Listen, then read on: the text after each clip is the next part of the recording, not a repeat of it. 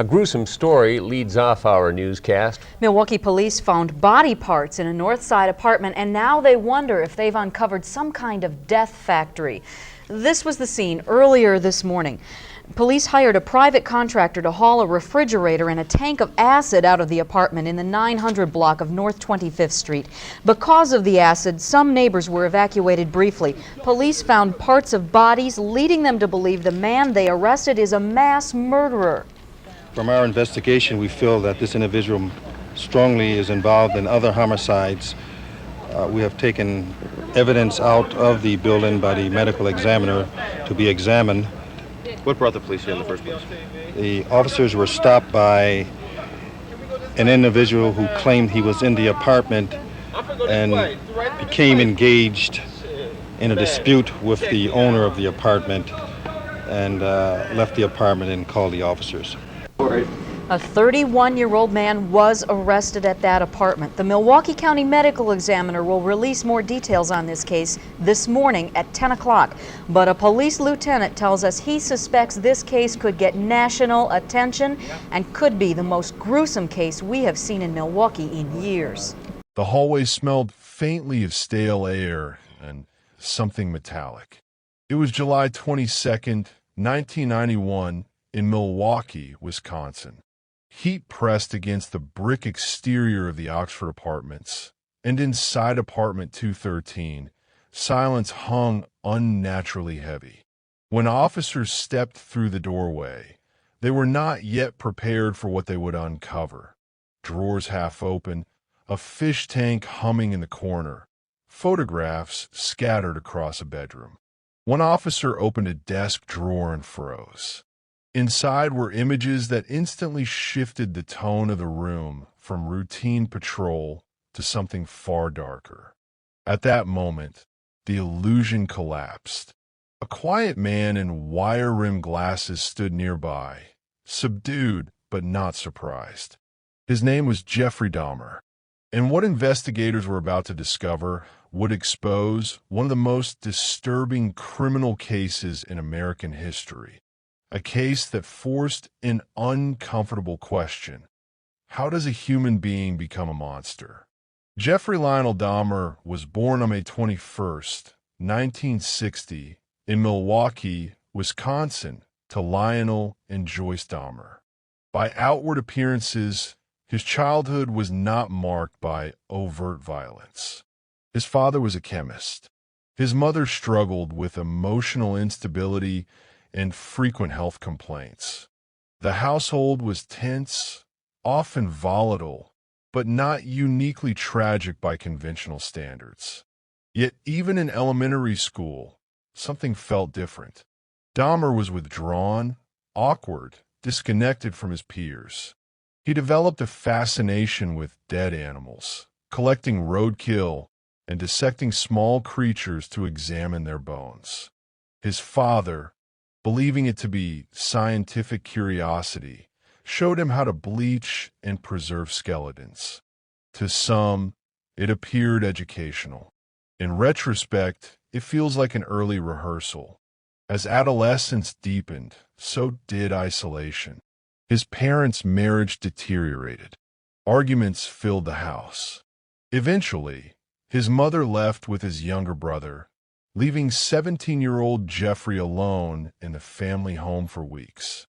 That abandonment would become a psychological turning point. It was in 1978, just weeks after graduating high school and days after being left alone, that Dahmer committed his first murder. He picked up a hitchhiker, 18-year-old Stephen Hicks, and brought him home under the pretense of companionship. When Hicks tried to leave, Dahmer panicked. What followed was an act driven not by rage, but by a desperate need to prevent abandonment. Afterward, he concealed the crime, dismembered the remains, and scattered them in nearby woods. The pattern had begun. Years passed before he killed again. During that time, he struggled with alcohol dependence, was discharged from the U.S. Army in 1981 for drinking, and drifted between jobs. He lived in West Allis, Wisconsin, and later moved into the Oxford Apartments in Milwaukee's predominantly working-class neighborhood. Between 1987 and 1991, Dahmer murdered 17 young men and boys. Many were people of color. Some were vulnerable, transient, or marginalized. He lured them with offers of money for photographs or drinks. What he sought was not simply violence, but control, a way to ensure that no one would leave him again. The final weeks of his crimes followed a grim rhythm. In May 1991, he killed 31-year-old Tony Hughes, a deaf man who had dreams of building a life in Milwaukee's community. In June, 14-year-old Conorak, sent the phone, briefly escaped from Dahmer's apartment, disoriented and injured. Neighbors called police. Officers arrived, but after speaking with Dahmer and accepting his explanation that the boy was his intoxicated partner, they left him in Dahmer's custody. The systemic failure remains one of the most haunting aspects of this case. Could lives have been saved if someone had looked closer? On July 22, 1991, Tracy Edwards managed to do what others had not. Edwards escaped from Dahmer's apartment while handcuffed and flagged down police. He told them of photographs and threats inside apartment 213. Skeptical but cautious, officers escorted him back. Inside, the evidence spoke for itself. A search warrant quickly followed. Investigators found preserved remains, chemical containers, and personal belongings of missing men. The scale of the crimes stunned even seasoned detectives. Dahmer did not resist arrest.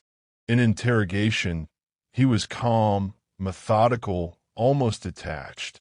He confessed in detail to 17 murders. He described fantasies of creating submissive companions who would never leave, attempts at control that escalated into irreversible acts. Forensic teams worked for weeks, cataloging evidence. The investigation required coordination across jurisdictions as missing persons cases were reopened and families were notified. Psychologists evaluated Dahmer extensively. Experts diagnosed him with multiple paraphilic disorders, including necrophilia, and noted severe personality disturbances. He was legally sane under Wisconsin law, meaning he understood the difference between right and wrong, but profoundly disordered. His alcoholism exacerbated his compulsions. His fear of abandonment warped into a need for permanent possession. Yet mental illness alone does not create violence. Many individuals struggle with trauma or addiction and never harm another person. Where does pathology end and personal responsibility begin? In January 1992, Dahmer pleaded guilty but insane to 15 counts of murder. The trial was not about whether he committed the crimes. He had already admitted to them, but whether he could be held legally responsible. After 2 weeks of testimony, the jury rejected the insanity defense. He was found sane and sentenced to 15 consecutive life terms, totaling 957 years in prison. Later, he received a 16th life sentence for the 1978 murder of Stephen Hicks in Ohio. Families of the victims delivered impact statements in court, their words cut through legal arguments with raw grief. The focus returned where it belonged, not on the perpetrator, but on the lives stolen. Sons, brothers, friends, young men with futures interrupted. In prison, Dahmer claimed to have found religion. In November 1994, he was killed by a fellow inmate at the Columbia Correctional Institution in Portage, Wisconsin. His life ended violently as it had unfolded. For some, it felt like justice. For others, it closed the door on further answers. The case left lasting scars on Milwaukee. It exposed failures in policing, particularly regarding marginalized communities. It forced conversations about racism, homophobia, and institutional bias. It challenged assumptions about what evil looks like. Dahmer did not fit the stereotype of a visibly deranged predator. He appeared ordinary, polite, unremarkable. That ordinariness unsettles more than anything else. What created Jeffrey Dahmer? A troubled childhood? Emotional neglect? Addiction? Untreated psychological disorders? Or was there a deeper capacity within him that found opportunity and acted upon it? When does fantasy become fixation? When does isolation turn into danger? And how many warning signs are visible only in hindsight? Understanding a killer does not excuse him, but examining the path may help prevent another. The story is not only about one man's descent, but about systems that overlooked vulnerability, about communities that were not heard, and about the cost of ignoring discomfort. 17 lives were taken. 17 families were forever changed. Behind every headline was a human being with plans, humor, fears, and love. In the end, this case forces a confrontation with uncomfortable truths about loneliness, compulsion, institutional failure, and the limits of empathy.